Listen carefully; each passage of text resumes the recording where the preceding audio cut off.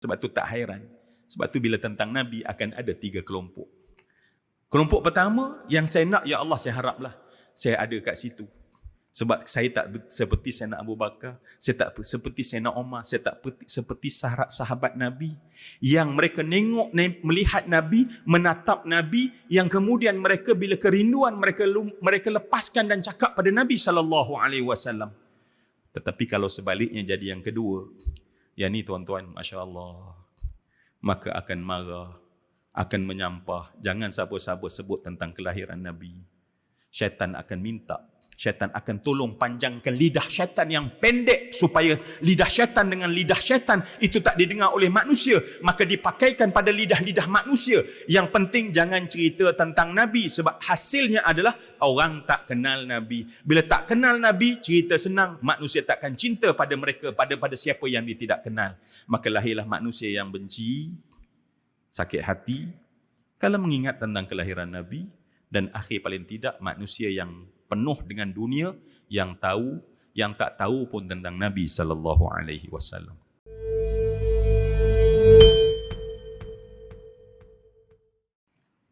Assalamualaikum warahmatullahi wabarakatuh.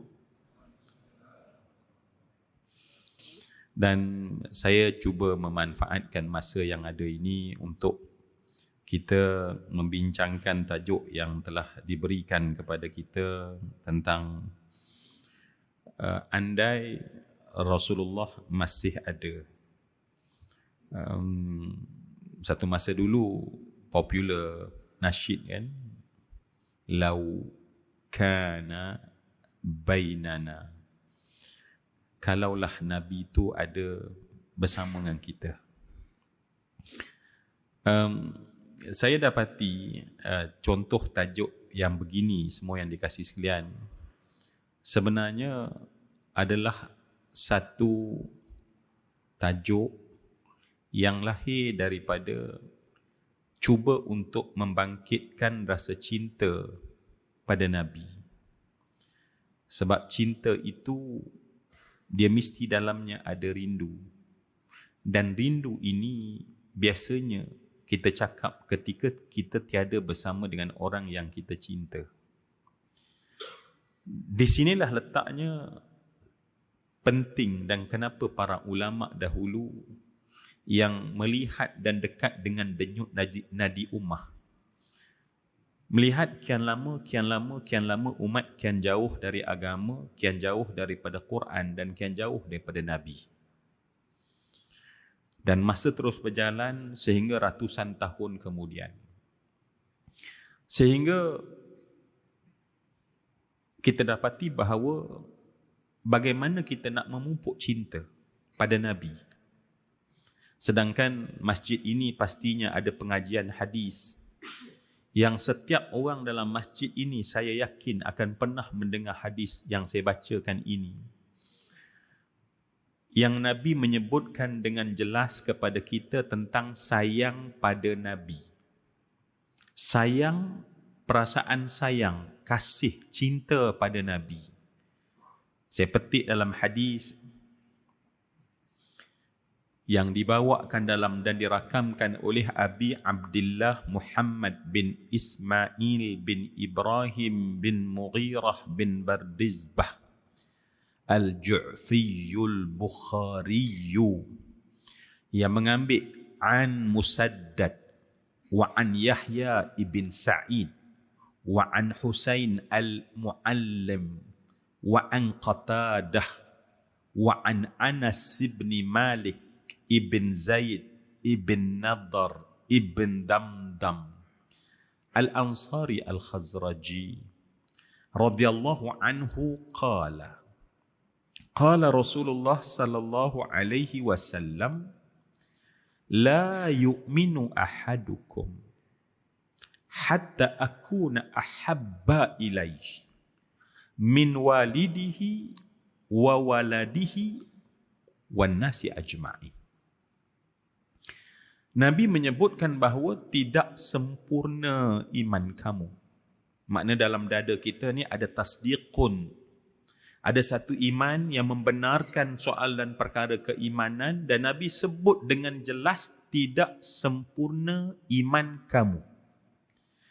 Tidak akan sampai kesempurnaan iman. Kita berdoa pada Allah, kita mengamalkan amalan, kita bersungguh-sungguh dalam apa yang diperintahkan oleh Allah, tapi Nabi sebut tidak sempurna iman kamu. Baik, bila dia akan sampai pada sempurna? Hatta, ghayahnya adalah akun, jadilah aku ini, kata Nabi, akun ahabba ilaih, sehingga aku ini bagi dia jadi. Apa jadi? Ahabba. Dalam hati dia, apa yang ada? Dia paling sayang aku, kata Nabi, mengatasi mak ayah dia, anak-anaknya, atau mana-mana manusia lain. Namun semua yang saya hormati, sayang ni dia ada masalah. Cinta, dia ada satu problem. Kasih, dia ada satu persoalan. Tak payah kita jauh-jauh membuka helaian hadis. Orang tua dah menyebutkan bahawa tak kenal, tak cinta. Umat tidak akan sayang pada Nabi kalau umat tidak kenal Nabi. Kita takkan sayang pada Nabi kalau kita tak kenal Nabi.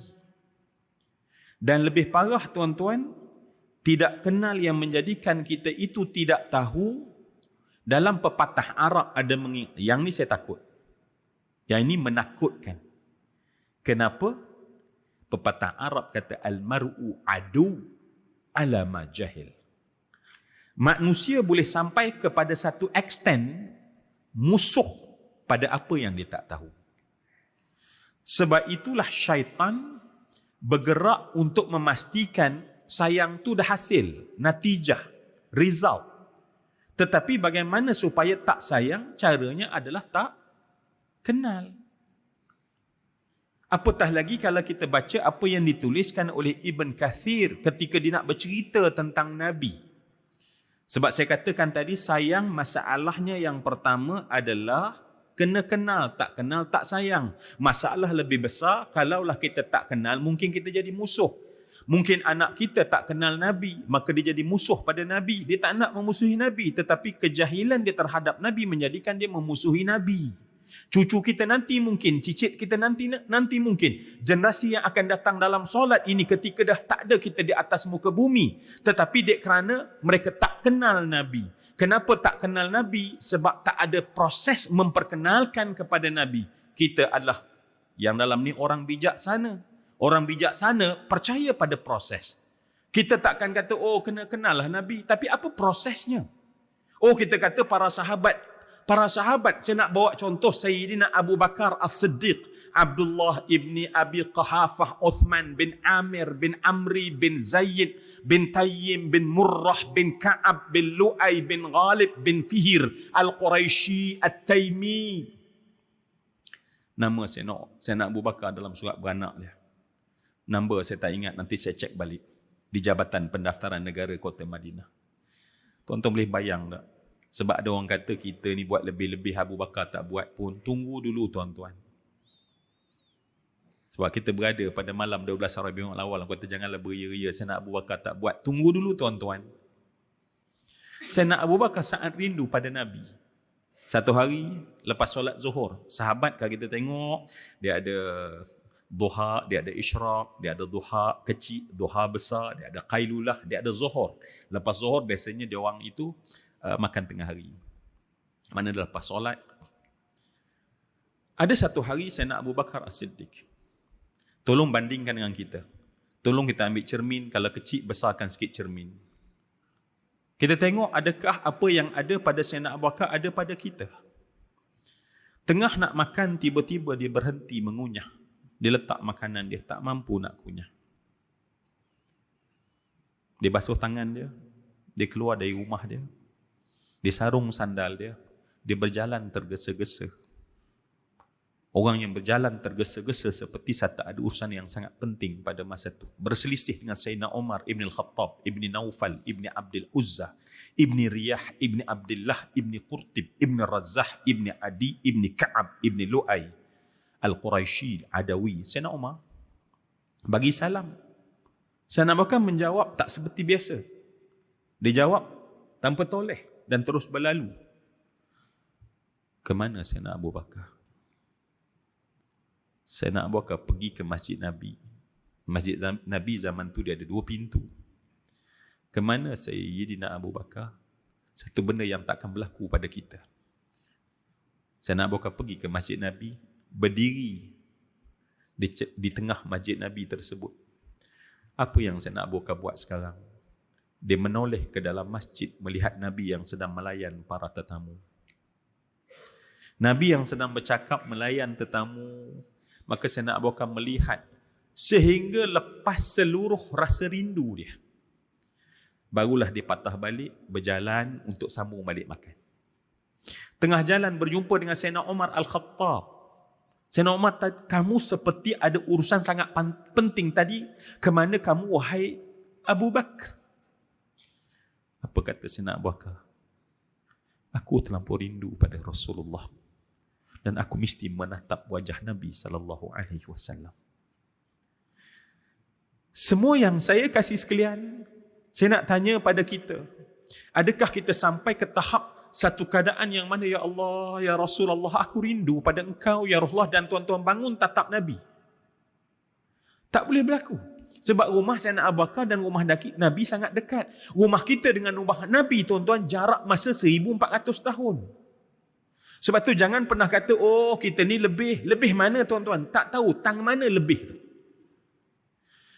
Sayyidina Umar Ibn Khattab, tuan-tuan boleh tengok dalam riwayat bagaimana waktu isyak sebegini, ketika dah habis solat, wajahnya berubah dalam keadaan susah. Orang tengok dan bertanya, ya Umar, kenapa susah dan berubah wajahmu? Alangkah panjangnya perpisahan. Perpisahan apa yang panjang?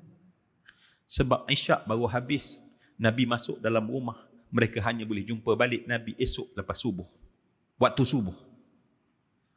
Isyak sampai subuh bagi Umar panjang. Kita bukan isyak sampai subuh. Saya ulang sekali lagi. Ulama melihat kita telah 1400 tahun lamanya. Sehingga akhirnya kita tak rasa salah kalau kita tak rasa ingat pada Nabi. Kerana itu semua yang saya hormati dan saya kasih sekalian. Kalau kita kata para sahabat Nabi, saya baca seorang ulama, Syekh Ali Jumaah, disebut sambil menangis. Dia bercakap pada murid dia. Dia kata, cuma masalah satu je tuan-tuan. Nabi ni, tadi saya nak sebut apa yang Ibnu Kathir kata, saya kena simpan sikit. Sebab Nabi ni, kita bercakap dengan nada cinta. Sebab itulah kita sebut, kalaulah Nabi ada bersama dengan kami, Nabi tengok kita semua. Ketika aku masyarakat dan meeting, aku nak buat satu keputusan kalaulah Nabi ada bersama dengan aku. Ketika mungkin aku bermujamalah dengan isteri aku, dengan pasangan, dengan anak, dengan isteri aku, dengan anak aku, kalaulah Nabi, bagaimana aku buat dan bertindak? Masalah kedua cinta tuan-tuan tu apa? Masalah pertama tak kenal tak cinta. Masalah kedua, bahasa cinta hanya difahami oleh orang bercinta. Itu masalah dia. Bahasa cinta hanya difahami oleh orang yang bercinta. Tuan-tuan, setujukah dengan saya? Satu masa dulu kita pernah dengar orang cakap, lautan api sanggup ku renangi. Tengok kaum ibu dia cari suami dia.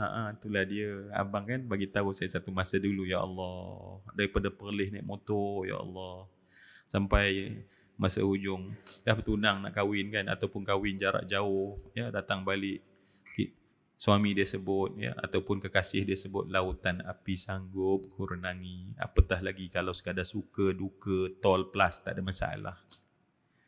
Tuan-tuan, orang yang bercinta sebut lautan api sanggup direnangi. Tetapi tuan-tuan, orang tak bercinta, dia Google, dia cari mana satu lautan api. Maka ditranslate dengan rasa, mana ada dalam dunia lautan api, ni pembohong namanya. Memanglah pembohong, sebab bahasa itu bukan bahasa yang sebenar, tetapi bahasa menunjukkan rasa. Di situ masalah cinta. Sebab bila cinta, automatik bahasanya berbeza. Kita baca dalam kisah Qais bin Mulawah. Tuan-tuan biasa dengar kisah Qais bin Mulawah? Saya cakap kuat sangat ke? Ustaz, tak sesuai lah kisah cinta tapi juga. Tak tuan-tuan, semangat. Tuan-tuan biasa dengar kisah Qais bin Mulawah? Biasa? Alhamdulillah. Ramai yang kata, ya kami biasa mendengar kisah Laila Majnun. Tengok kan semua. Ada satu syair Laila Majnun yang memang orang tak bercinta tak boleh faham. Sebab itulah bila tentang Nabi ni, bila dia cerita tentang cinta, ulama yang cinta dia berbeza. Baik, kata Qais bin Mulawah. Sebab Qais bin Mulawah ni dia suka pada Laila. Laila ni sepupu dia. Tapi family dia tak suka, tak setuju. Qais bin Mulawah seorang tabi'in. Dia duduk dalam zaman salafus soleh. Ini bukan kisah Romeo Juliet yang tak ada. Ini kisah sebenar. Dan sampai satu tahap tuan-tuan, akhirnya kerana macam tak boleh nak dibendung, akhirnya family dia pindahkan Laila ke Taif. Kalau saya tak salah lah. Tapi tempat lain lah, keluar daripada tempat dia. Maka Majnun jalan macam biasa. Sebab Majnun bila dia tengok awan gemawan yang berjalan, dia kata alangkah cantiknya awan itu. Orang tengok awan cantik apa? Saya tak tahulah kalau tuan-tuan rasa cantik awan. Biasa je kan? Dan perempuan pun tak suka kalau orang panggil dia awan. Apatah lagi awan yang besar tu. Macam awan kamu. Ya Allah. Left group tuan-tuan. Tetapi kenapa orang tanya, ya Majnun, kenapa kamu kata awan itu cantik? Dia cantik sebab dia baru lalu di atas bumbung Laila. Awan hak tak ada kena-mengena. Tapi sebab lalu atas bumbung Laila, awan tu jadi cantik. Kita takkan faham. Bahkan kita, dia ni gedik. Ngada-ngada. Tetapi orang bercinta, tuan-tuan, dia punya peraturan dia sendiri. Sebab tu bila Majnun dia pergi ke rumah Laila, mendapati rumah Laila dah kosong. Dan dia terkejut, Masya Allah, tersentap jantungnya. Seperti berhenti nadinya. Dia masuk dan dia mendapati rumah tersebut dah kosong. Amurru ala diyar. Sambil menangis. Amurru ala diyari Laila. Amurru ala diyari Laila. Wa uqabbilu dhal jidara wa dhal jidar. Wala hubba diyar syaqafnu qalbi walakin al-hubba man sakana diyar. Sekali lagi kita tak akan faham. Kalau kita duduk di sebelah Majnun nak tendang je. Kalau kita duduk sebelah Majnun, kita rasa nak tendang Majnun.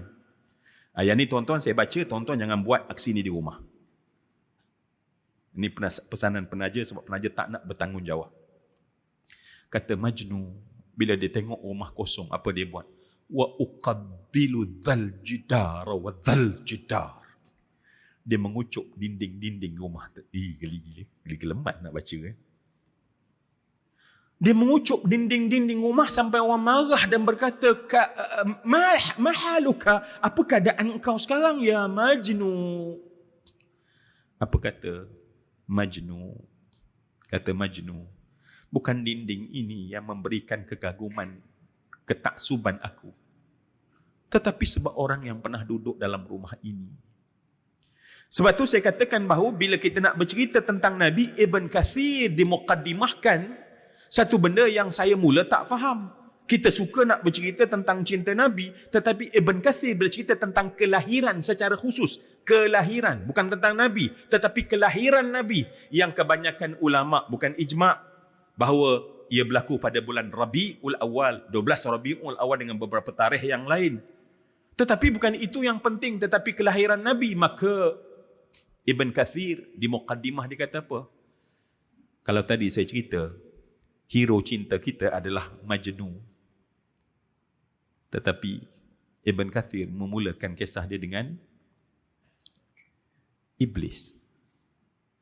Dia berkata Iblis itu pernah meratap pada 4 masa. Meratap ni tuan-tuan, macam ni maksud dia. Saya yakin kita pernah menangis. Kita menangis mungkin kita sedih, berpisah dengan orang yang kita sayang. Tuan-tuan boleh ingat balik ketika tuan-tuan melihat wajah ibu yang akan diangkat, diusung pergi dan berpindah ke alam lain, kita menangis teresak-esak. Tuan-tuan masih ingat bagaimana kita dapat panggilan sambil menangis teresak-esak di hujung talian berkata, abang, ayah kita dah tak ada dah. Kita menangis serta-merta. Manusia menangis sebab tersentuh hatinya ketika emosinya tidak mampu lagi, kata-katanya tidak mampu lagi menggambarkan apa yang dirasa, maka air mata memainkan peranan. Itu biasa, tuan-tuan. Tetapi ada tangisan yang keluar sebab terlampau marah. Saya kalau orang lelaki payah sikit nak faham. Tapi kalau orang perempuan, maaf, kalau perempuan tak setuju pun tak apa, sebab ini bukan hadis pun. Penelitian biasa. Orang perempuan kadang-kadang dia cakap, kita tak boleh terima juga, tiba-tiba dia berhenti, dia menangis. Pada masa tu tuan-tuan jangan kata, Alhamdulillah lembut isteri hatiku ini. Ya, Nabi pun, Allah pun suruh kita banyak menangis. Tuan-tuan, dia menangis pada masa itu bukan sebab dia sedih, tersentuh, dia marah. Jadi syaitan pernah menangis keadaan marah macam ni, tuan-tuan, 4 keadaan. Yang pertama, ni mukaddimah cerita tentang kelahiran Nabi. Saya mukaddimahkan tentang cinta pada Nabi. Ibn Kathir mulakan dengan iblis. Kenapa, tuan-tuan? Yang pertama, iblis menangis adalah menangis meratap. Ingat ya, pada hari dia dilaknat oleh Allah. Pada hari dia dilaknat oleh Allah. Iblis meratap. Kenapa? Sebab dia mula rasa bahawa aku ni buat semua Allah suruh.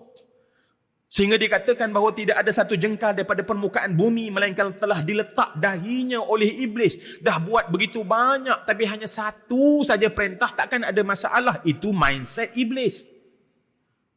Takkanlah hanya kerana Adam yang aku kena tak sujud padanya, maka lantas aku jadi derhaka pada Allah. Dah, Allah kata kamu tetap mendapat laknat seandainya kamu tidak sujud. Dia tak nak sujud, maka dia dilaknat. Maka pada hari itu dia meratap, nangis sebab tak puas hati.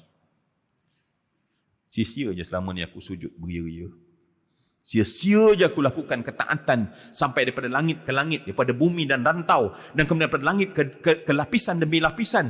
Dia berada pada makam yang tinggi. Kalau kita tengok dalam kitab menceritakan satu darjat ke satu darjat, bagaimana dia merangkak daripada satu darjat sampai ke satu darjat. Begitu tinggi, tapi satu perintah saja. Apa perintah? Usjudu li Adama fasajadu illa huwa, yani iblis aba wastakbar. Sakit hati. Itu yang pertama. Yang kedua, ketika dia diusir daripada syurga, diusir daripada langit, dia sangka tak apalah, mungkin lagi boleh minggal-minggal kat syurga, boleh lagi bermain dan melihat apa yang ada di alam yang bukan di alam ini, alam balak wal imtihan. Maka dihantar, diusir. Sekali lagi dia meratap. Kali ketiga. Tuan-tuan, saya tengok jam. Kali ketiga. Kalaulah benar ijtihad ulama. Bahawa sekarang kita berada pada 12 Rabiul Awal. Dan Nabi lahir subuh harinya. Kali ketiga iblis meratap, marah, benci adalah pada hari kelahiran Rasulullah. Pada hari lahirnya Nabi, maka iblis meratap dalam keadaan menangis yang bersangatan. Sebab itu tidak hairan bila syaitan itu menangis benci pada tentang kelahiran. Tentu dia tak nak kita ingat tentang kelahiran Nabi. Orang, kuat sangat kan? Orang yang benci, orang lain pula ingat tarikh kelahiran dia. Rasa apa, tuan-tuan? Happy ke? Puji pula dalam bentuk nazam. Puji pula. Baca pula tinta-tinta kalimah-kalimah yang disusun begitu baik. Saya nak tanya, tuan-tuan, maka sebab itu ulang tahun kebencian itu akan tetap diulang oleh pembenci. Sebab pembenci yang kekal kebenciannya akan mengulang sampai hari kiamat. Sampailah dunia dikiamatkan, maka tarikh ini adalah pengulangan. Dan sebab itu dia akan bekerja keras. Mana-mana manusia, mana-mana mereka yang mengikut Nabi, mana mereka yang tak ikut Nabi, selesai masalah. Supaya jangan pernah ajak fikir sebab dia sakit hati. Sebab iblis masih sakit hati pada Nabi Adam. Kita tengok dalam, tuan-tuan baca kitab Talbisu Iblis, bagaimana Nabi Musa dijumpa untuk minta pada Allah pengampunan, dan simple saja. Tetapi dia kata tak masa mungkin. Walaupun zaman Nabi Musa dengan Nabi Adam tempoh yang sangat jauh, tetapi pada saat itu dendam dia masih ada sebab dia diusir sebab tak sujud pada Nabi Adam, sebab Allah bagi tahu pada Musa, boleh saja wahai iblis kamu bertaubat, dengan syarat kamu pergi pada kubur Adam dan sujud di kubur tersebut. Sebagai syarat kamu taat dan patuh pada Allah. Dia terus bongkak dengan api kemarahannya dan berkata, kalau dia masih hidup aku tidak boleh sujud kepadanya, masa mungkin pada kuburnya aku akan sujud. Maka dia kekal. Kalaulah tidak sujud dan patuh pada Allah untuk menunduk diri pada Nabi Adam, dia masih segar dalam ingatan setelah ribuan tahun, masa mungkin Nabi yang baru lahir 1000 campur lagi 50 1400 tahun yang lampau, takkah dia ingat? Sebab tu tak hairan. Sebab tu bila tentang Nabi akan ada 3 kelompok. Kelompok pertama yang saya nak, ya Allah saya haraplah saya ada kat situ. Sebab saya tak seperti Sayyidina Abu Bakar, saya tak seperti Sayyidina Umar, saya tak seperti sahabat Nabi yang mereka melihat Nabi, menatap Nabi, yang kemudian mereka bila kerinduan mereka lepaskan dan cakap pada Nabi SAW. Tetapi kalau sebaliknya jadi yang kedua, yang ni tuan-tuan, masya-Allah, maka akan marah, akan menyampah. Jangan siapa-siapa sebut tentang kelahiran Nabi. Syaitan akan minta, syaitan akan tolong panjangkan lidah syaitan yang pendek supaya lidah syaitan dengan lidah syaitan itu tak didengar oleh manusia, maka dipakaikan pada lidah-lidah manusia. Yang penting jangan cerita tentang Nabi, sebab hasilnya adalah orang tak kenal Nabi. Bila tak kenal Nabi, cerita senang, manusia takkan cinta pada mereka, pada siapa yang dia tidak kenal. Maka lahirlah manusia yang benci, sakit hati kalau mengingat tentang kelahiran Nabi. Dan akhir paling tidak manusia yang penuh dengan dunia, yang tahu, yang tak tahu pun tentang Nabi SAW. Justru semua yang saya hormati dan saya kasih sekalian, apabila kita para ulama dahulu ya, sebab dalam apa yang diijtihadkan oleh para ulama, penting untuk kita sayang pada Nabi. Tidak ada generasi para sahabat ketika Islam cemerlang, tak ada seorang sahabat yang tak sayang pada Nabi. Imam Malik menulis, lan yasluha akhiru hadhil ummah illa salaha bihi awwaluha. Takkan kamu pernah menjadi umat cemerlang wahai umat yang kemudian, sehingga kamu dapat mencontohi umat terdahulu. Umat terdahulu ialah umat yang cinta Nabi. Tak ada seorang, saya ulang balik, yang tak cinta Nabi. Cuma di zaman itu keadaannya tak sama. Bila cinta, bila kasih, bila masuk perang, ikut perang. Bila duduk dengan Nabi, mereka akan menatap Nabi. Bahkan kalau kita tengok, tuan-tuan boleh tengok apa yang dibahaskan oleh Ibn Hajar Al-Asqalani, Abi Ya'la sebagai contoh. Dalam Al-Mustadrak, ada seorang lelaki yang disebut sebagai Abi Layla. Ini bukan Laila Majnun, tuan-tuan. Saya harap dah berpindah. Abi Layla An-Nabirah Al-Ja'di disebut. An-Nabirah Al-Ja'di. Umurnya panjang. Dijumpa dan duduk depan Nabi SAW. Dia membacakan qasidah dan syair di hadapan Nabi. Madahan Nabi. Dia memuji Nabi depan Nabi dalam bentuk syair. Bukan dalam bentuk bahasa kampung, bahasa badui. Tetapi bahasa yang indah. Sehingga dia disebut sebagai An-Nabirah. Dan Nabi SAW menyebut secara khusus kepada dia. Apa Nabi sebut kepada An-Nabirah Al-Ja'di? Nabi kata kepada dia, La yaqbudillahu fak. Itu adalah pujian di kalangan orang Arab. Kalau kita terjemah pada bahasa Melayu, itu adalah doa yang Nabi beri langsung kepada lelaki ini. Allah akan menjaga mulut engkau. Allah akan jaga mulut engkau.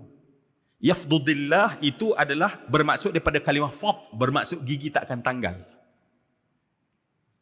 Apa jadi pada dia, tuan-tuan? Tuan-tuan boleh tengok dalam Syiar A'lam Nubala Imam Az-Zahabi, cerita tentang nama dia, An-Nabirah Al-Ja'di. Umurnya panjang sampai 180 tahun. Bahkan saya nak sebut ada lebih, tapi saya tak berani nak sebut lebih itu. Sepanjang itu umurnya, giginya seperti mutiara yang tersusun. Giginya tidak ada yang tanggal, bahkan ada ulama kata tanggal dan akan ada ganti. Secara saintifiknya, gigi kita ini, gigi dewasa, bila patah tak ada ganti. Tetapi sebab Nabi sebut doa La yafdudillahu fak. Allah tidak akan membinasakan mulutmu, gigimu. Maka nak tunjuk kepada kita, bagi mereka yang cinta, tapi bagi benci, tak peduli, maka Allah kekalkan mulutnya, Allah kekalkan sampai pada matinya. Siapa? Orang yang memuji Nabi, melantunkan qasidah dan nasyid depan Nabi sebagai pujian kepada Nabi sallallahu alaihi wasallam. Nabi tak marah pada dia. Sebab itu di Masjid Nabi zaman dulu, tuan-tuan, ini ada satu mimbar. Tetapi ada satu mimbar yang lain namanya mimbar Zaid bin Thabit. Mimbar itu apa, tuan-tuan? Mimbar Zaid bin Thabit dengan kebagusan bicaranya memuji tentang Nabi, sebab bukan semua orang datang sepanjang masa dengan Nabi. Ada masa mereka tak dapat jumpa Nabi sebab datang. Contoh kita biasa baca tentang Uwais Al-Qarani, datang daripada jauh. Nabi tak ada pada masa itu. Dan begitu ramai Nabi keluar berperang, Nabi keluar, mereka datang tak ada. Maka mimbar tersebut bercerita tentang Nabi. Maknanya zaman Nabi ada mimbar cerita tentang Nabi. Cuba bayang zaman sekarang yang kita telah jauh 1400 tahun dan tak kenal Nabi. Tetapi tak apa, sebab matlamat syaitan supaya jangan cinta bermula daripada jangan kenal. Kan itu semua yang dikasih sekalian. Marilah kita cuba menghayati. Kenal Nabi dan sayang Nabi ni, tuan-tuan, ialah benda yang kita ulang-ulang setiap waktu. Saya takut kita tak perasan. Saya takut kita tidak perasan. Tuan-tuan, boleh tak kita baca satu doa sama-sama sambil-sambil ni, tuan-tuan?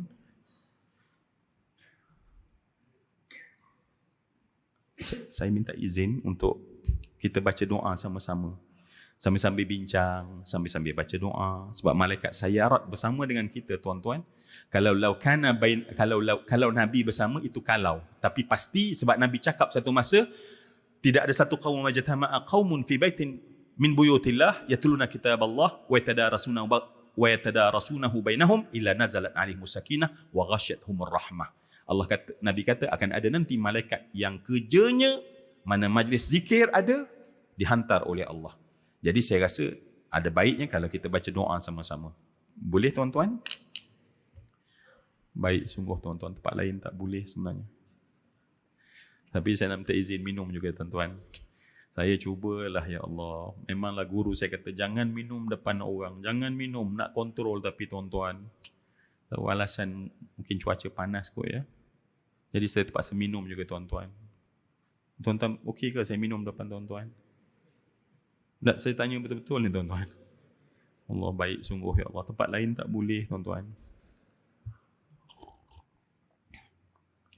Sebab guru saya pesan, sekiranya satu rezeki dilihat oleh semua orang, tapi kita seorang yang memakan rezeki tersebut, walaupun halal. Ada halal jakim, alhamdulillah. Walaupun halal, rezeki tersebut paling sedikit berkatnya. Jadi sebab tu saya kena minta izin. Jom kita, tuan, baca doa. Dan doa ni, tuan-tuan, marilah kita baca dengan hati kita. Doa ini doa yang kita lazim baca.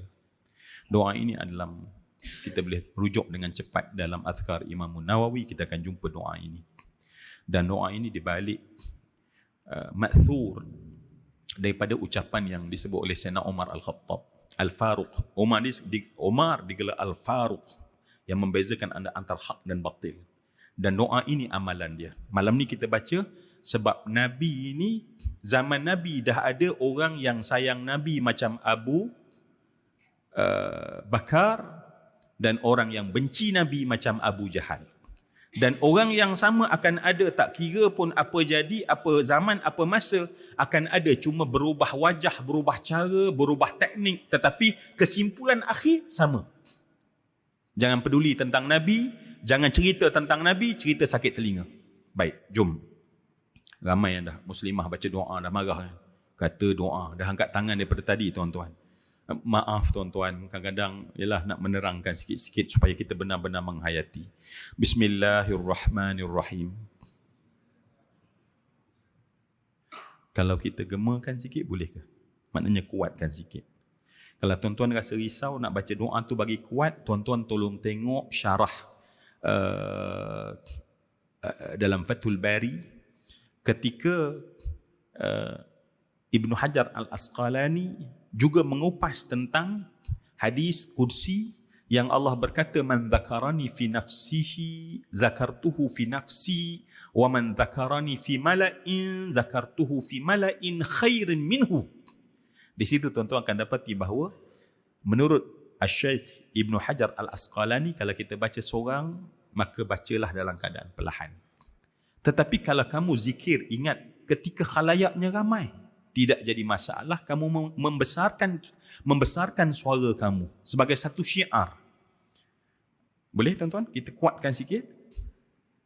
Baik, bismillahirrahmanirrahim. Barulah jemaah tunusin on. Bismillahirrahmanirrahim. Allahumma arina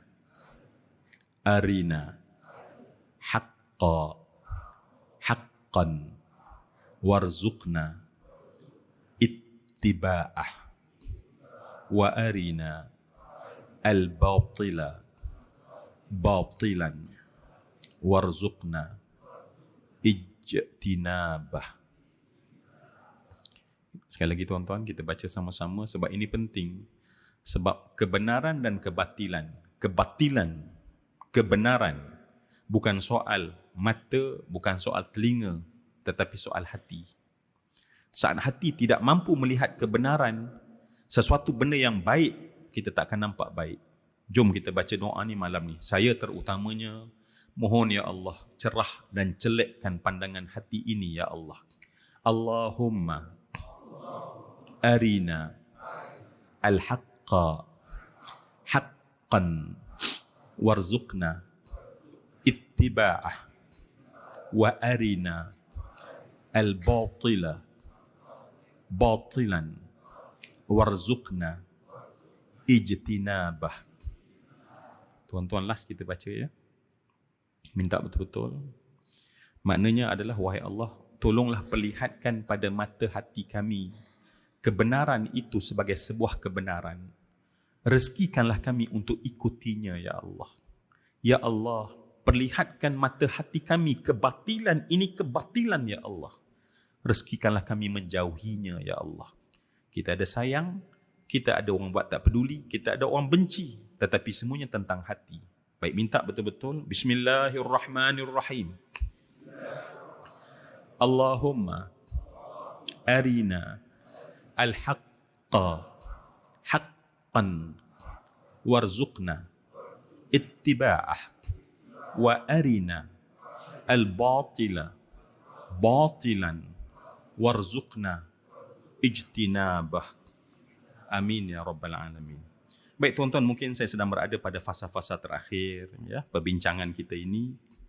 Semua yang saya kasih sekalian, apabila kita tahu bahawa sebenarnya penting untuk kita sayang Nabi, bagaimana sayang itu berbeza-beza mengikut masa dan keadaan. Sayang Sayyidina Abu Bakar penting, tetapi berbeza cara dia menunjuk sayang dengan sahabat yang lain. Kalau sahabat sesama sahabat berbeza cara mereka menunjuk sayang, maka kita akan jumpa para sahabat Nabi yang bila Nabi berwuduk, kita tahu semua tentang kisah ini. Para sahabat berebut-rebut untuk mengambil lebihan air wuduk dan disapukan ke wajah mereka. Tetapi yang buat itu sahabat, Sayyidina Abu Bakar tak buat. Dan tak pernah sahabat kata, kalau benar kau sayang pada Nabi, Sayyidina Abu Bakar tak buat. Yang penting sama sayang, tetapi cara menunjuk sayang tak sama. Di zaman Nabi, tidak sama, walaupun dia penting. Kerana zaman kemudian, zaman kita dah tak sama sebab kita tak boleh tengok Nabi. Kita tak boleh terjun dalam medan perang bersama dengan Nabi. Kita tidak boleh sediakan belakang kita untuk ditetak oleh musuh supaya terbelah, supaya selamat Nabi. Kita tak boleh buat. Sahabat buat. Maka jangan pernah kata pada ketika itu bahawa sebab keadaannya tidak sama antara sesuatu dengan sesuatu, sebab setiap al-fadlu wal-fudul berbeza antara sesuatu dengan sesuatu. Asas sama, cara berbeza. Semua yang saya kasih sekalian. Maka sebab itu saya teringat satu hadis Nabi SAW. Ya, hadis ini kita boleh tengok dalam Musnad Ahmad. Kita tengok dalam Sunan Abu Ya'la. Kita boleh tengok dalam Mu'jam Awsat Imam Tabrani. Daripada Anas ibn Malik, Nabi menyebutkan tentang kita. Nabi sebut tentang kita, tuan-tuan. Pada malam ni, Masya Allah, rupanya Nabi menyebut satu masa dulu tentang kita dengan istilah yang dicemburui oleh sahabat. Nabi kata, wadittu anni laqitu ikhwani. Aku nak sangat, Nabi kata. Sehingga Nabi bercakap ketika keluar daripada perkuburan Baqi', dalam keadaan Nabi sedih dan Nabi cakap, rindunya aku untuk bertemu dengan ikhwanku, kata Nabi. Qala, yakni Rasul, ashabun Nabi sallallahu alaihi wasallam, nahnu ikhwanuk, nahnu ikhwanuk. Bukankah kami ini, wahai ya Rasulullah, adalah ikhwan engkau? Nabi kata apa semua yang dikasih jalan? Antum ashabi, antum ashabi. Kamu adalah sahabat aku. Lakin, tetapi ikhwanku adalah allazina amanu bi. Ialah mereka yang beriman dengan aku. Dan kita harap beriman yang sempurna yang kita katakan tadi, sampai sayang pada Nabi. Sebab kalau kita dah katakan hadis tadi, kalau kita kata kita beriman tapi tak ada pun proses untuk sayang pada Nabi, itu berbohong semata-mata sebenarnya. Sebenarnya iman dalam hati tak ada pun kesempurnaan. Kata Nabi, allazina amanu bi walam yarawni, tetapi dia tak pernah jumpa aku. Tuan-tuan, saya bila baca hadis ni, ya Allah, senyum simpul seorang-seorang. Ya Allah, aku harap akulah ikhwan. Tapi tuan-tuan, bila tengok kita, adakah sama macam para sahabat Nabi tadi? Tuan-tuan, marilah kita sedar pada malam ni ketika perang Badar berlaku. Nabi duduk di atas bukit dan melihat 313 dengan kelengkapan yang sangat daif, berhadapan dengan 1000 bala tentera yang komplit dalam medan peperangan. Nabi melihat, Nabi leleh air mata kepada 313 sehingga Nabi menadah tangan dan kemudian ridak yang dipakai oleh Nabi jatuh sebanyak 3 kali. Saya nak buka angkat dan jatuh dan angkat. Nabi berdoa pada Allah, wahai Allah, jangan kalahkan mereka, wahai Allah. Seandainya mereka kalah, maka tidak ada lagi orang yang membesarkan engkau di atas muka bumi ini. Tuan-tuan, Nabi tunjuk pada 313. Nabi tak tunjuk kat kita. Kita tak dalam tunjuk itu. Tuan-tuan, ketika perang Uhud berlaku yang sangat dahsyat. Kita tahu fasa pertama bagaimana menangnya umat Islam kerana strategi perancangan Nabi SAW. Namun hadatha ma hadatha, waqa'a ma waqa'a. Berlaku sebaliknya, tiba-tiba kaum Quraisy membantai daripada arah belakang. Dan saat itu, tuan-tuan, kita di mana? Kita di sini. Bagaimana dan di mana sahabat Nabi? Sahabat Nabi ketika jubah yang dipakai Nabi lencun selencun-lencunnya.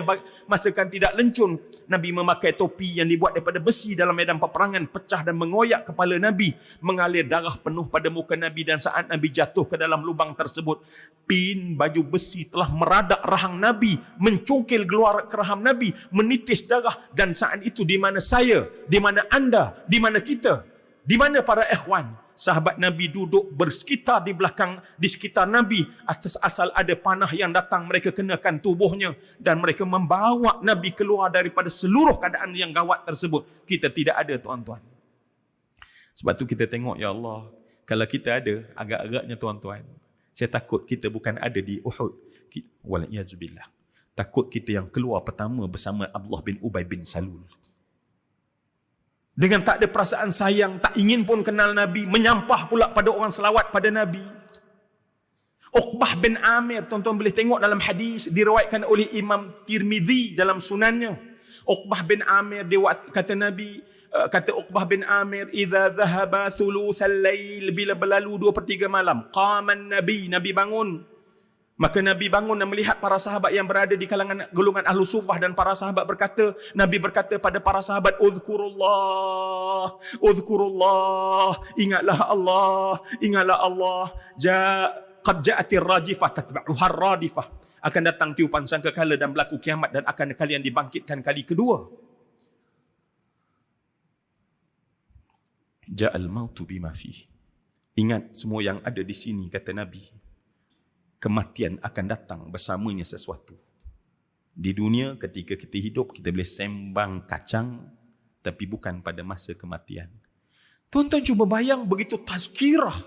Saya yakin tuan-tuan, apabila para asatizah duduk dan dia menyampaikan kuliah, kita mendengar dan ada satu kesedaran, dengan syarat ada satu kesedaran, mesti kita akan fikir, aku nak buat satu kebaikan.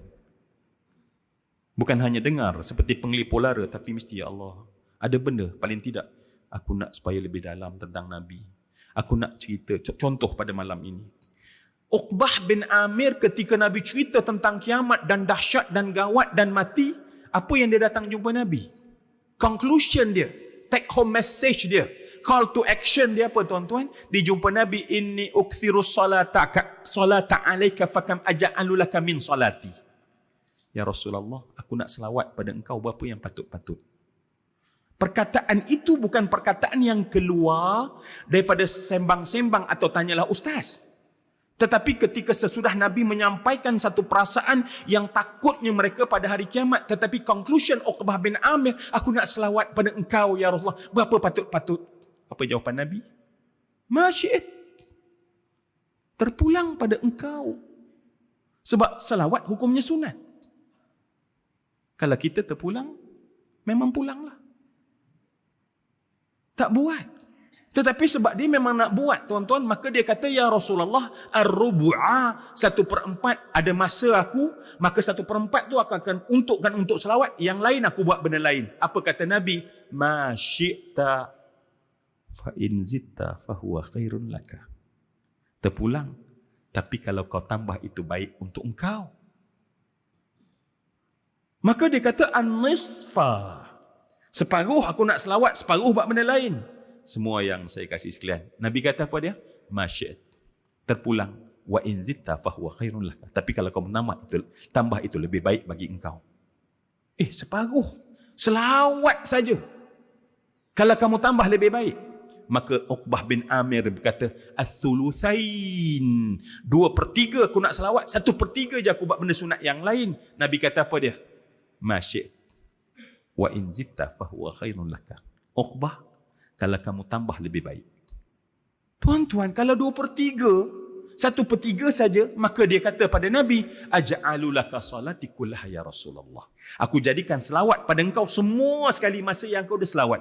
Baru Nabi kata, idzan tukfahammuka wa yughfaru laka dzambuka. Sekarang Allah akan tenangkan hatimu dan Allah ampunkan dosamu. Tuan-tuan, kita hak yang selawat sikit-sikit ni rasa banyak dah. Jangan lebih-lebih sangat tuan-tuan. Kenapa? Sebab kita tak sayang. Kalau sayang, Masya Allah, amat sikit kita rasakan. Justru itu semua yang dikasih sekalian. Marilah saya pastinya dengan kelemahan kita pada dunia di akhir zaman ini, apabila para ulama melihat kelemahan ini dan kemudian kita bukan menjadikan hari ini, bulan ini semata-mata, tetapi sebab nak mengajak manusia lalai. Kenapa? Sebab kita tahu akhir sekali kita nak mengikut Nabi. Apa yang ditinggalkan oleh Nabi? Apa yang ditinggal tuan-tuan? Nak cerita banyak, maka ulama ringkaskan, apa yang Nabi tinggal adalah agama Islam. Buat ajaran Islam, itulah dia apa yang ditinggalkan oleh Nabi, yang Nabi minta kita ikut. Sebab kadang-kadang orang confuse tuan-tuan. Sunnah itulah Islam. Sebab Nabi SAW meninggalkan agama Islam untuk kita. Saat kita berpegang pada Islam, apa teras yang ada dalam agama kita, kita telah mengikut apa yang ditinggalkan oleh Nabi. Sebab sunnah adalah satu benda yang Nabi tinggal, minta kita ikut. Dan kemudian yang terpenting, berakhlak dengan akhlak Nabi. Rezekikanlah kami ya Allah. Jadikanlah tutur kata kami saban tahun kan makin halus bicaranya. Akhlak dan kelakuan kami, kasih sayang dalam dada kami, rasa benci, rasa dendam, rasa tidak puas hati, rasa sombong, rasa apa saja ya Allah, tolong buangkan daripada akhlak-akhlak yang keji. Sebab tidak ada erti orang yang mendakwa bahawa dia sayang Nabi tapi akhlaknya langsung tak ada seperti akhlak Nabi. Dan kerana itu tuan-tuan semua yang dikasihan, apabila kita benar-benar berakhlak dengan akhlak mulia. Kalau saya tanya tuan-tuan soalan akhir, dalam masjid kita ni apa yang mesti ada? Sebab pihak masjid tuan-tuan dibekalkan mineral water kecil ni supaya bila habis berhentilah ceramah, dia kata. Kalau besar lambat lagi. Sebab jemaah ni tuan-tuan, masjid dijaga jemaah dia. Dia takut nanti cedera kan. Jadi tuan-tuan, kalau saya tanya satu soalan untuk kita tahu, dalam sebuah masjid apa yang mesti ada?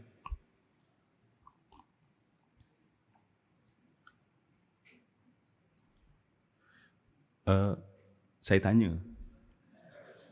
Tak macam tanya je. Dia ni tanya ke apa tak? Tuan-tuan, dalam masjid ini, apa yang mesti ada?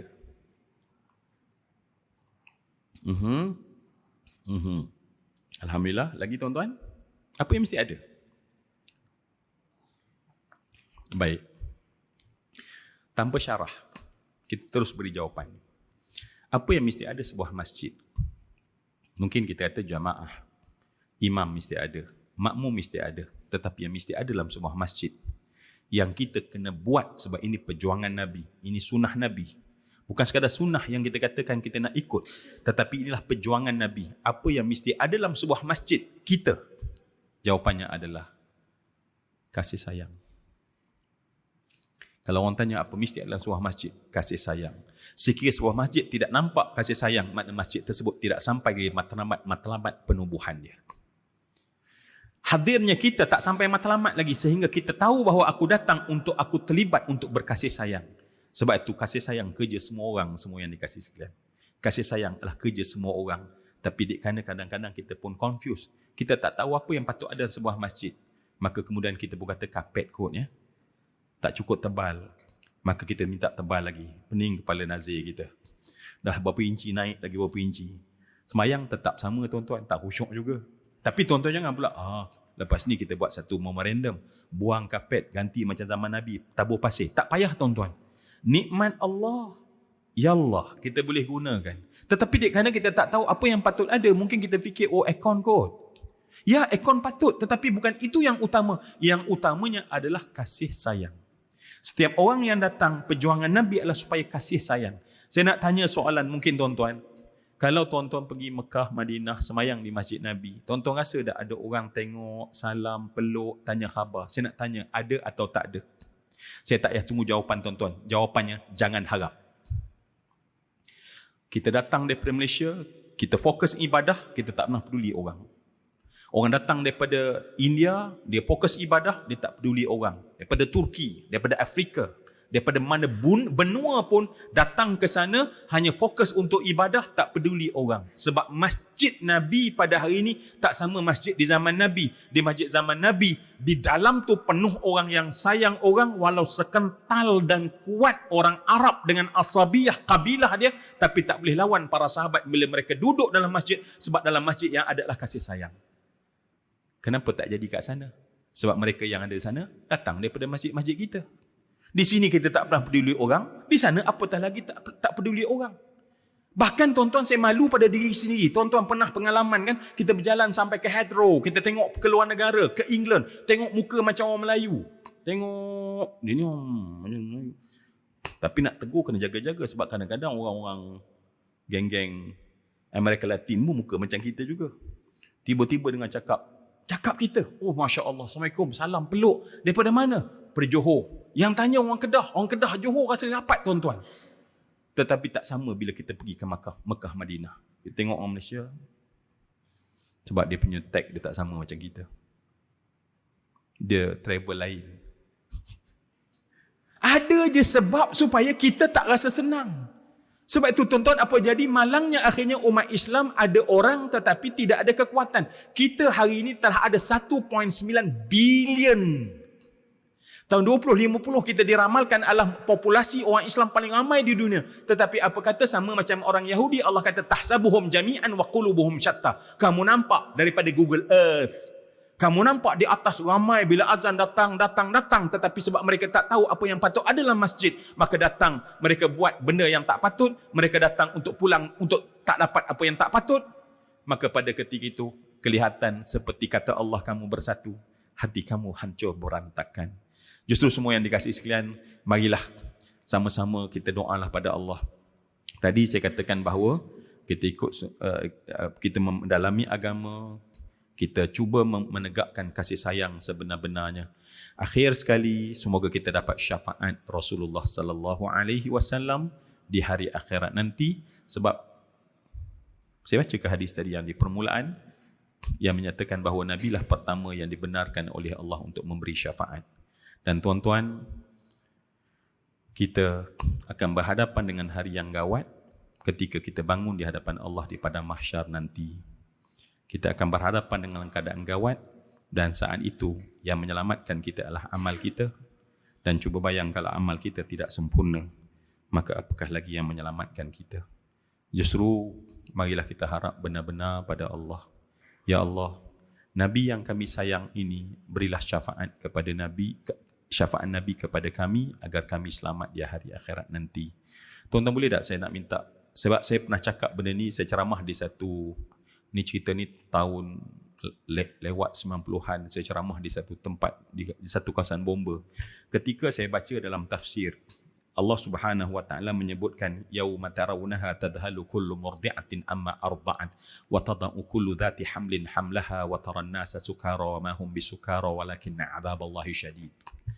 Allah kata hari yang gawat yang kita nak syafaat Nabi ni tuan-tuan, hari itu harinya teruk macam mana tuan-tuan? Allah sebut yauma tarawunaha tadhalu kullu murdi'atin amma arda'at. Hari yang mana yang menyusu dia lepaskan susuan. Saya baca berulang kali, saya tak faham. Bagaimana hari yang mana yang menyusu melepaskan susuan, yang menyusu melepaskan susuan. Sehingga saya ceramah. Dan kemudian lepas masa makan, ada anggota bomba dia bercerita pengalaman kemalangan tuan-tuan. Kalau tuan-tuan ada masa sikit, saya nak cerita. Kalau tak ada, saya boleh berhenti dah tuan-tuan. Ini betul-betul appendix. Boleh berhenti ataupun saya tambah sikit-sikit. Macam, ya Allah kan. Payah nak cakap kan, takut dinikah panjang sangat. Okey, boleh sikit lagi? Allahu Akbar. Ustaz Zan kata, tak apa Ustaz, esok cuti. Tengok. Jadi saya pakai ijtihad Ustaz Zan tu, maknanya saya nak lebih sikit. Kebiasaannya saya, tuan-tuan jangan risau sebab apa? Masjid ni, dia sebenarnya sayang tuan-tuan lebih daripada penceramah. Saya rasa benda tu tuan-tuan. Saya dah memang tahu dah tuan-tuan. Dia jaga jamaah berbanding dengan saya. Saya rasa dia orang tak sayang sangat berbanding dia orang sayang jamaah. Contoh tuan-tuan, sekarang pukul berapa? Contoh. Sekarang pukul berapa?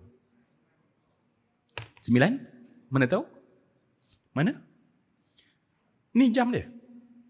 Ni jam dia. Tuan-tuan boleh bayang tak? Satu jamaah kongsi jam kecil ni. Untuk penceramah 1 jam khas kat depan tu.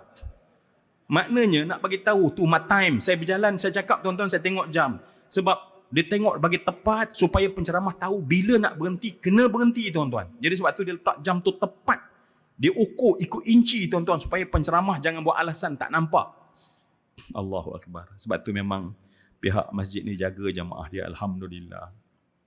Sebab tu saya kena minta izin tuan-tuan, sebab saya tengok biasanya saya, kalau macam kata perdana ni tambahlah sikit kan. Biasa pukul 9 tadi memang dah stop dah tuan-tuan. Tapi sebabnya campur salah pun ada. Orang bersalah kan. Ustaz, terima kasih call anak baiknya Ustaz. Dia call baik sangat pula tu. Tak ada langsung, Ustaz kena cepat Ustaz. Ya Allah, kita dah dapat tekan minyak ni. Tapi tak apa Ustaz, tenang-tenang. Ya Allah, sejuk rasa hati. Baik sungguh masjid kawasan ni ya. Baik, di mana tadi tuan-tuan? Masya Allah. Tuan-tuan ni memang tajam kan? Cakap sekali lekat kan? Memang sarapan kismis ya? Baik, Masya Allah. Semua yang dikasihkan, saya faham, saya cuba faham. Sebab yang saya fokuskan ni adalah saya dan kita semua, ya Allah, kami minta, sebab Nabi sebut dalam hadis riwayat Muslim, wa awwalu syafi' wa awwal musyafa'. Aku yang pertama yang Allah beri izin untuk beri syafaat. Kita nak pada malam ni, ya Allah, kami duduk dalam majlis ini, ya Allah, asbab kami dapat syafaat Engkau, ya Allah, di hari akhirat nanti. Sebab kami bukan tak percaya tentang solat, tapi kami tahu tentang solat kami bagaimana. Khusyuknya tak tahu banyak mana. Baca Qurannya, amal-amalnya, kami tak berapa nak nampak bahawa itu akan benar-benar menjadi penyelamat. Tetapi Nabi sebut dalam hadis yang diriwayatkan oleh Imam Muslim, awwalu syafi', aku pertama memberi syafaat. Jadilah asbab kami duduk pada malam ini, ya Allah, mendapat syafaat. Jadi tuan-tuan, tu cerita dia. Tapi nak cerita tu kena tahu gawatnya hari kiamat dulu. Kalau tidak, kita ingat macam gawat masa berebut beras je. Oh, itu tak berapa gawat sangat. Ya, dah sekarang dah settle, alhamdulillah kan. Alhamdulillah. Saya nak contohkan saja tuan-tuan. Kadang-kadang kita rasa bahawa ini gawat. Dah. Siapa yang pernah kata saya mengalami saat paling gawat dalam hidup? Jawapan itu belum lagi. Sebab gawat yang paling dahsyat adalah saat kita berdiri di padang mahsyar. Saya nak bawa cerita bomba ni tadi. Tuan-tuan dah marah. Mana cerita bomba kan? Baik. Berlaku satu aksiden. Kereta tu, tak tahulah, mungkin pecah tayar dia. Lost balance. menghentam divider, berpusing dengan momentum, dengan dihukum momentum, terpusing beberapa kali. Orang belakang nampak terheret di atas highway itu, aspal tersebut, percikan api, dan akhirnya betul-betul jatuh di sebelah longkang besar di highway tersebut. Semua yang saya kasih sekalian, orang belakang cerita apa? Saya pertama sekali minta, ya Allah, tolonglah ya dalam majlis ini, ya Allah, anak kami jauh daripada kemalangan, ya Allah. Tuan-tuan tolong amin, tuan-tuan. Jauhkan kami daripada kemalangan, ya Allah. Sebab kita main dengan jalan raya, kita main dengan baik, dan kita tak tahu. Maka ketika kereta tersebut terhenyak ke dalam longkang besar, maka orang yang cuba tolong, dia menyerbu pergi, mereka dapati bahawa dalam kereta tu ada dua orang, suami dan isteri. Si suami ni, tuan-tuan, tak tahulah, sebab cerita ni mungkin lama, mungkin cerita pada masa tu airbag mungkin tak popular lagi, atau mungkin tak ada pun, dan mungkin kegagalan dia punya tali keledar itu menyebabkan momentum itu, menyebabkan dia dan badannya menghempas kepada steering tersebut dengan hempasan yang sangat kuat, cukup bagi tahu bahawa dia gemuk dan kemudian dia tersandar. Yang cerita ni, tuan-tuan kalau wuduk tadi, tuan-tuan perasan tak bila tuan-tuan buka pipe dan tuan-tuan buat full blast, buka bagi habis, macam mana air dia? Air begitu deras. Rupanya, tuan-tuan, pada kemalangan, orang yang terhentam, seluruh organnya rosak dan pecah, darah merah keluar daripada hidung macam pipe yang dibuka penuh. Darah ni, tuan-tuan, selaju-lajunya keluar dan keluar daripada mulut. Di bahagian tapak, di bahagian kaki, tempat pijak, tuan-tuan, darah merah ni dah penuh, dah bertukar menjadi jelly. Kita tahu bau hanyir darah tersebut. Dan orang cuba nak angkat dia. Dengan beberapa tarikan nafas, dia menghembuskan nafasnya dan kemudian dia terkulai di sana. Sekarang yang dia nak cerita ni, yang cerita ni bomba, sebab bomba dah sampai. Isteri dia ni, tuan-tuan, ketika hentaman itu juga berlaku, muka dia, cuba bayang, tuan-tuan, meja ni, hempas muka kat meja sekuat mungkin. Pada mungkin kelajuan 120 km, hempas muka. Dan bahagian dahi dia ni, ya, koyak sepenuhnya. Saya ada, mungkin di sini ada doktor mungkin yang buat postmortem, dia tahu. Saya ada doktor di Johor, dia kata kulit kita ni, Ustaz, Masya Allah, kuat bukan main. Dan kulit tersebut tergelincir dan koyak, menggelunsur ke belakang, nampak tulang kulit kepala. Tudung dia semua tergelunsur ke belakang. Muka dia, ya, ketika cermin tersebut pecah, meradak pada bahagian mukanya, dan satu kaca besar radak bagi bahagian mata dia. Patah dia punya bahagian bahu, tulang ni tercungkil keluar, tetapi lebih dahsyat, kakinya terhimpit menyebabkan dia tak boleh keluar. Saat itu, tuan-tuan, bomba datang, buka mesin, dia dalam keadaan antara sedar dan tak sedar, darah mengalir keluar daripada hidung dia, daripada mulut dia, daripada telinga dia, mengalir. Dan ketika bomba bunyi, nak start mesin pemotong tu, mereka baru sedar, rupanya yang terlibat dalam kemalangan bukan dua orang, tapi satu bayi yang dalam bedung tercampak ke bahagian seat bawah belakang, tuan-tuan. Ketika bunyi bising tersebut tadi tak dengar, dan saat tersebut bunyi tangisan bayi yang sangat comel. Mereka tersentak, berhenti operasi, buka pintu belakang, umpil. Mereka angkat budak tersebut keluar dalam bedung, tuan-tuan. Maka mereka cari tempat yang selamat untuk letak anak ni. Saya nak kongsi ni, tuan-tuan. Si ibu, saat didengar anak dia menangis, dengan sebelah matanya yang masih boleh menoleh, ketika darah masih mengalir dan bayi tersebut menangis di sebelah, ketika lalu di sebelah dia, apa si ibu buat, tuan-tuan? Dengan begitu susah dia angkat tangan dia, dengan suara yang paling perlahan yang mampu dia cakap, dia minta tolong bawa anak dia kat dia. Dia rayu tolong bawa anak dia pada dia. Dan bomba tak ada pilihan, tuan-tuan. Anak tersebut letak di atas riba dia. Dan ibu, tuan-tuan, tengok anak tersebut, darah ni menitis-nitis pada bedung tersebut, dan air mata ibu juga mengalir. Tuan-tuan, bomba ni cerita satu benda yang saya tak mampu nak tengok. Kami semua paling ke tempat lain. Saat si ibu, anak dia yang menangis tersebut, yang masih berwarna merah menangis, apa yang si ibu buat? Si ibu, dia buka baju dia. Dengan seluruh susah dia, kami dengar bunyi tulang yang patah di dalam. Apa dia buat, tuan-tuan? Dia susukan anak dia. Si ibu tersebut, dia peluk anak dia, dia rangkul anak dia. Dalam nafasnya yang sangat susah dan darah yang mengalir tersebut, anak tersebut dapat rasa susu seorang ibu, dan anak tersebut berhenti menangis. Bomba ni kata apa dia? Kami dengar bunyi orang menggigil, menahan sakit. Bergetar dia punya gigi, dia terlampau sakit, tuan-tuan. Sakit yang bersangatan. Tolong saya, tuan-tuan, kita tahu kita tertoreh sedikit, berasa tersangat sakit. Sekarang seluruh kulitnya dia dalam keadaan sangat sakit. Kemudian dia tak ada upaya, dia terlepas. Anaknya terlepas daripada susuan. Anak dia menangis. Sekali lagi, si ibu dengan penuh susahnya pada kursi kecil tersebut, dia cuba betulkan dan kemudian dia beri susu pada anak dia. Kami, dia kata, dah biasa tengok benda yang tragik, tapi kali ini kami menangis. Tak sanggup untuk melihat. Berulang kali, semua yang dikasih, sampailah akhirnya kami dengar anak tersebut menangis panjang. Si ibu dalam keadaan bongkok, dalam keadaan memeluk. Ketika kami toleh pada matanya yang mukanya yang luka, matanya yang tak terpejam, tetapi air matanya berkenang dan mengalir. Dan pada saat itu semua yang dikasih sekalian, si ibu telah menghembuskan nafasnya yang terakhir. Saya dengar kisah ini, tuan-tuan, kita banyak pengajaran kita boleh ambil. Saya mula teringat pada mak saya. Mak, satu hari dalam hidup saya ada orang yang sangat sayang pada saya, yang tak pernah berhenti mendoakan kita semua, tuan-tuan. Tetapi yang saya nak bawa pada malam ni, tuan-tuan, apa yang Allah minta kita fikir? Rupanya kedahsyatan wanita tadi, Allah kata yauma tarawunaha tadhhalu kullu murdi'atin amma arda'at. Itu tak teruk lagi. Sebab saya dan tuan-tuan berdiri di padang mahsyar lebih dahsyat. Sebab bila dahsyat, kata Allah, seorang ibu tak pernah langsung dia akan fikir untuk dia menyusukan anaknya. Tak ada. Sebab yang dia fikir adalah bagaimana halku. Nafsi, nafsi, nafsi.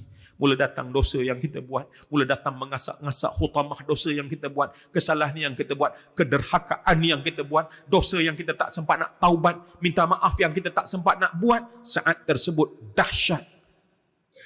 Wa awwalu syafi'. Jangan pernah siapa kata dengan sombong, aku tak perlukan syafaat Rasulullah.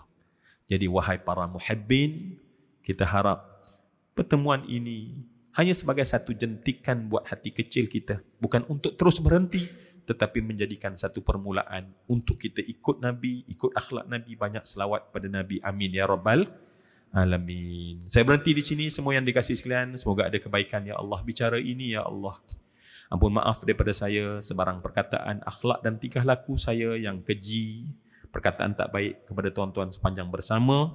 Semoga Allah berikan ruang lagi untuk kita bersama bertemu dalam arena yang lebih baik daripada ini untuk bercerita tentang perkara yang baik dan terbaik.